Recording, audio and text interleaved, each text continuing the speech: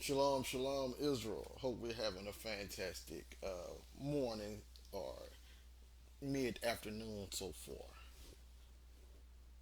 Let me check my volume.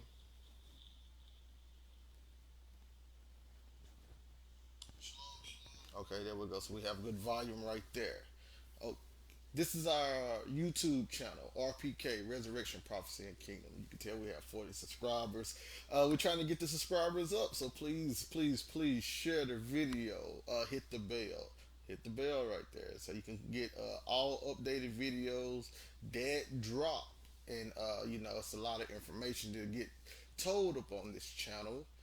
This is our university channel. It's all about those three subjects: resurrection, prophecy, and kingdom. But within this kingdom category, we're going to be diving on the series that Elvin Israel, is doing based on the feast days. Okay, so we're doing a series based upon the feast days. So this will be part two of the series dealing with the Passover. So, peep the logo. We have our wear. If you're interested, just let me know. But we're just trying to get the information out to show people that there's a whole deeper meaning going on inside of scriptures, as well in the Torah, dealing with these feast days. So a lot of people have missed the understanding of these feast days that the Most High provided within Torah and gave to Moses to give to the children of Israel. A lot of people take the food aspect of it, but a lot of things have been lost in translation, as well as with the destruction of the temple in 70 AD, first century, and then a lot of the converts took over and added their own spin to the information, and it has been diluted. So the only way that we really have access to the original meaning of these things is through the words and guidance of the spirit. And then we have these other historians that left the works also, like Josephus Philo. Then you got the things in the Qumran community. In fact, I would even on this subject like this, I would also, my bad, I would also use the data left over by some of the church fathers, because I would say now, and we're going to go through some of it today.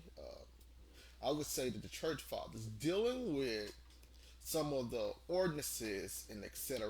of Israel, dealing with these feasts and things, I would say that the church fathers who have who was given passed down information and who would have had access to some of the earlier Torah and Tanakh renderings, I would say that they would have had a better understanding on what was going on inside of ancient Israel. Now, I'm not saying that they understood prophecy to a T, not at all, because you could tell that they was futurists.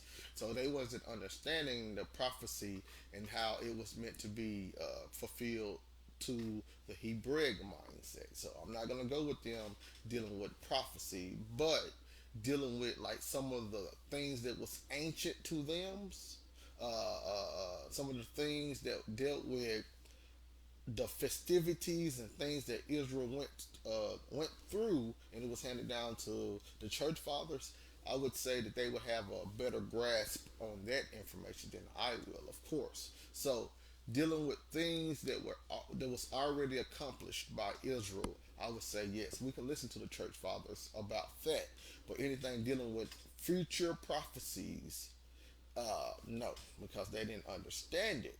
Israel understood it through the Holy Spirit, and it was all fulfilled. So, that being said, today we're going to go through a dialogue with Trifo from Justin Martyr. And this is just about, the second century church father, quote unquote. Some like him, some don't, but Justin Martyr. And he was doing a dialogue with this Jew. Justin Martyr would have been a Grecian. By birth, he was a Gentile, right? And he was supposed to be. Now they don't know if this was true dialogue, if this was part of the literature, but supposedly he was having a debate with ethnic Jew, and he was going through the difference between old covenant and new covenant and Christ and Hezekiah and all that stuff. So um, we're going to go through that information and see what he said about Passover. Now, me personally, I got diagnosed with the corona, so I might not be 100%. So please just work with me, but the information still is gonna come out. So let's get ready to get this started. Okay, this is gonna be a dialogue with Trifle. In fact, let me go back to. Let me show you all. I'm gonna show y'all PDF form. The PDF form is a little bit different from the book that I got. See, I have Justin Martyr with the anti-Nicene Church Fathers right here, right? So this is supposed to be pre-Constantine. Okay, so this is before Constantine created the environment to have the pagans with those that follow Christ and try to make it one religion, including the paganistic practices. So this is before all of that happened. This is anti-Nicene, not anti, sorry, anti-Nicene. So I'm going to be going from the book, but I'm going to be showing y'all the PDF. Okay, so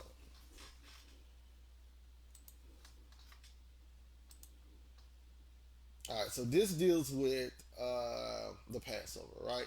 So this is going to be section 40 within the book.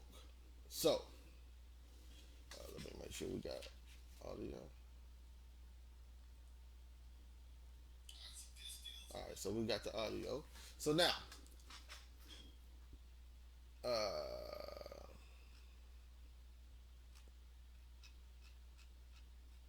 it don't have a setting, so I'm gonna try to read the setting for it inside of my book. It is for 40. Sorry, my page turned. So for 40, the setting would be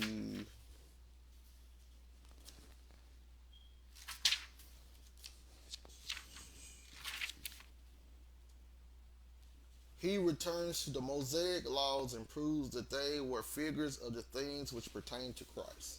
So that was the setting. So now, the mystery, therefore, of the sheep which God has bidden you to sacrifice as the Passover was a type of Christ, with whose blood they who believe on him anoint their own houses, namely themselves, corresponding to their faith in him.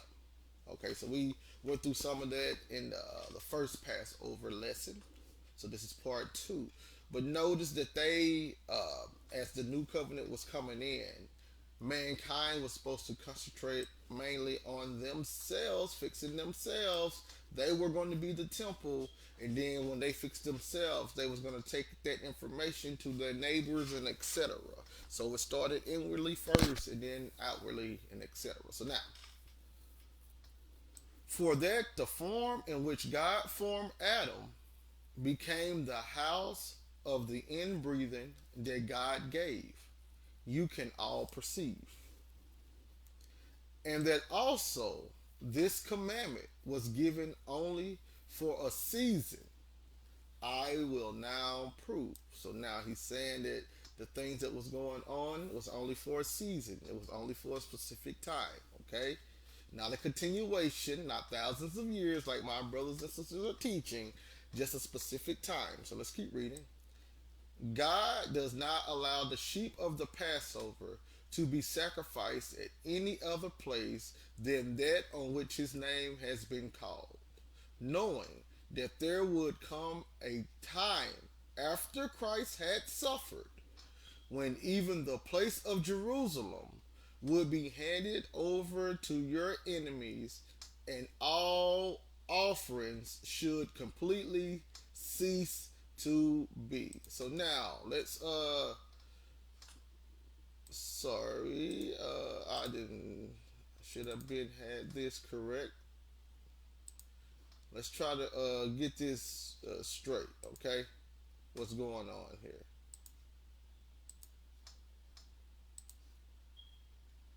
Let's get a nice little eastward going on, which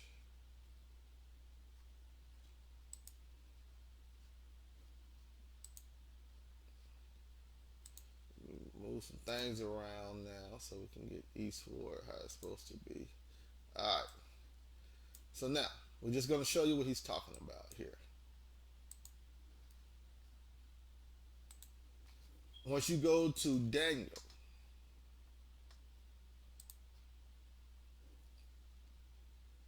9, it has right here dealing with the 70 weeks, right? Um, Daniel 9:26. And after 62 weeks till Messiah be cut off, but not for himself, and the people of the prince, uh, that will be Titus, that shall come shall destroy the city and the sanctuary, and the end thereof shall be with the flood, and the end of the war desolations are determined. So let's get up here. Where we at? Flood, restored below.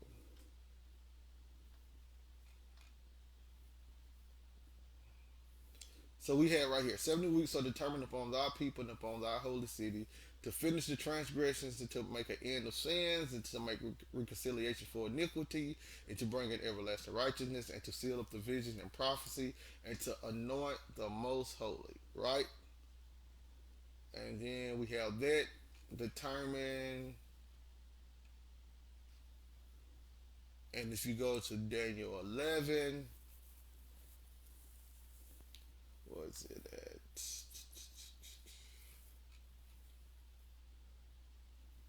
You got the time of the end right here, but that's not what I'm looking for. I'm looking for the in fact, let me go to my hardback real fast so we can show you. I'm just trying to show you what Justin Martyr was alluding to. So, and it's easier to find it in my hardback. So we will be at Daniel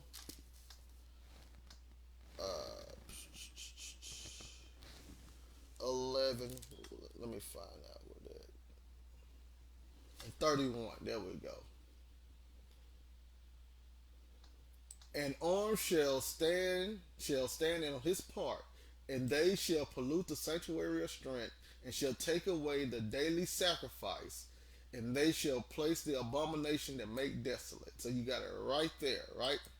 That's after the ships of Chittim come against them. That would be Rome. So you have right here the abomination of desolation set up, the daily sacrifice taken away, right? And then in Daniel 12, he hit that again. Daniel 12 and 11, and from the time that the daily sacrifice was taken away and the abomination that made desolate set up, that should be 1,290 days.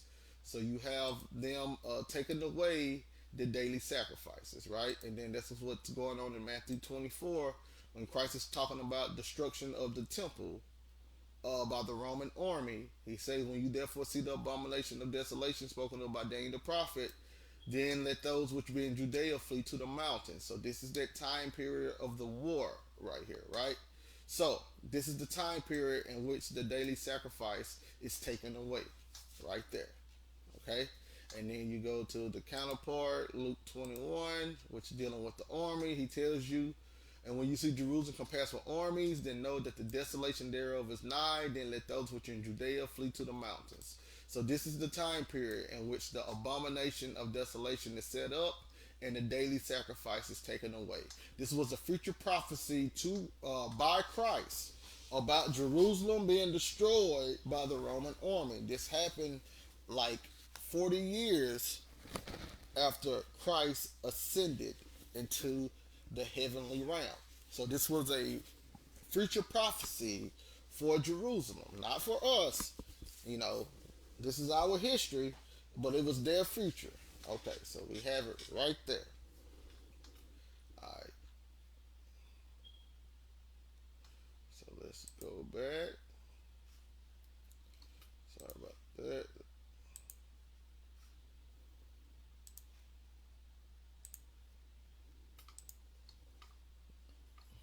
Let's go back and get the things how it was.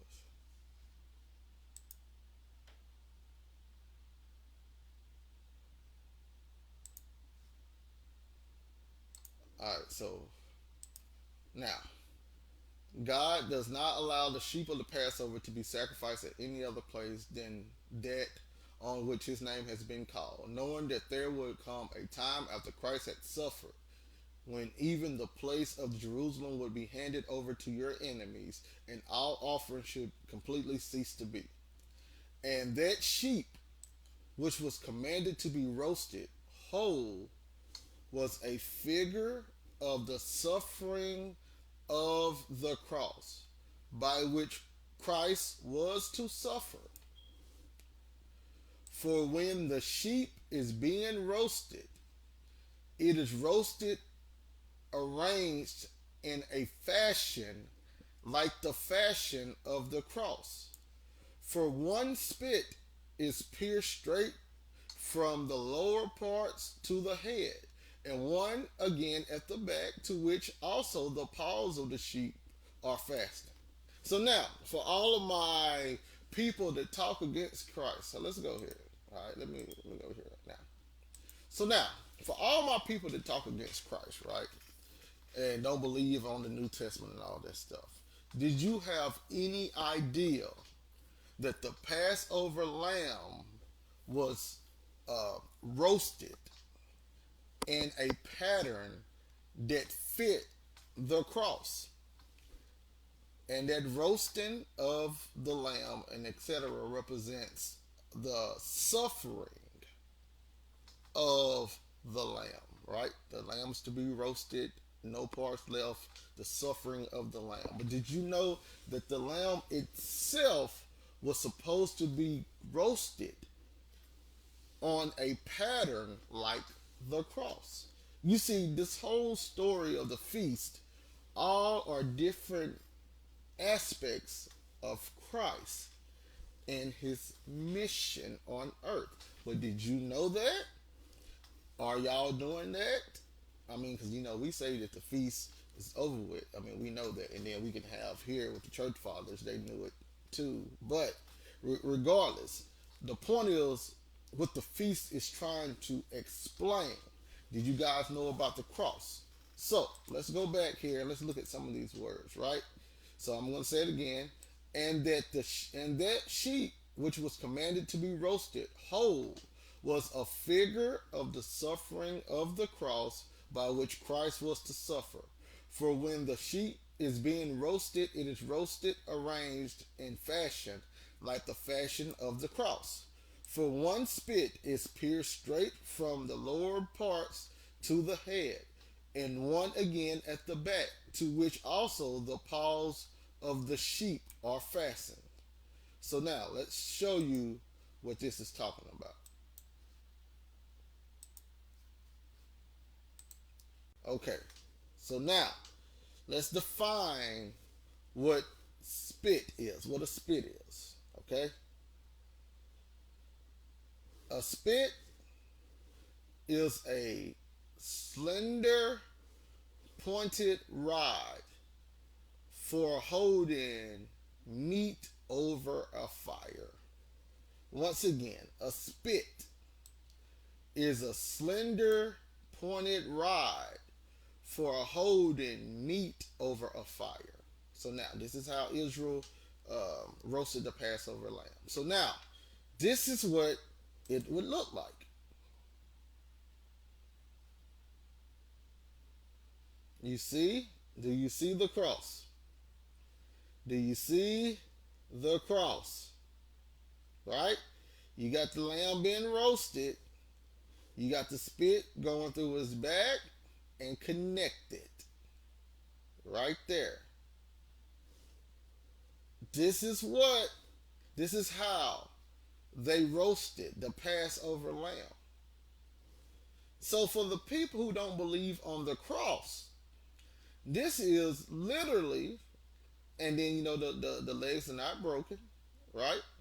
So if you were to be a person being crucified, this is pretty much what the crucifixion looked like. Sorry about y'all. I'm still trying to recover, but this is pretty much what the crucifixion would look like. So you have the cross right there. You can't deny it. This is about Christ. Okay? So even when they crucified or when they roasted the Passover lamb, it was telling the story of Christ. So now let's go back.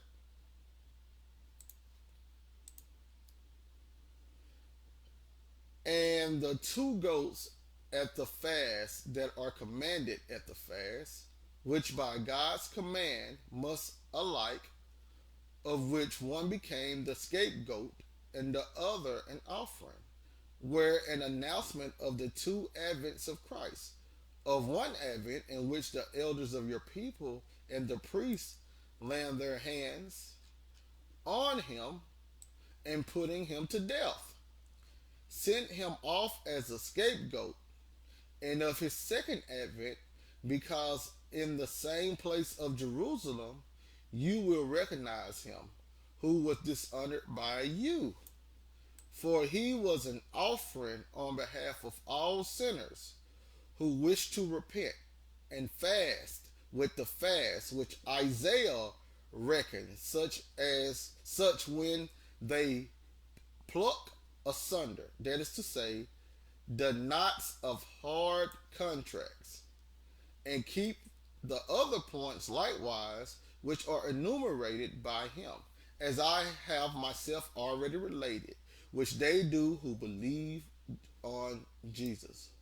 Now that there is no permission for the offering of the two goats, which were commanded to be brought at the fast, to take place anywhere save in Jerusalem, you are fully aware. So, even dealing with the Passover preparation of the lamb, it was 100% about the life story and sacrifice of Jesus, Yahweh Shai, Yeshua, Yahweh, Yeshai, whatever name you're going to use. We're not going to argue names here.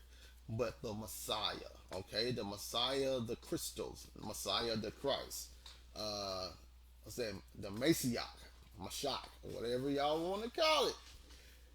That figure, life story, was displayed in the feast days. The feast days was all about a specific part of Christ's ministry, aka his life on earth.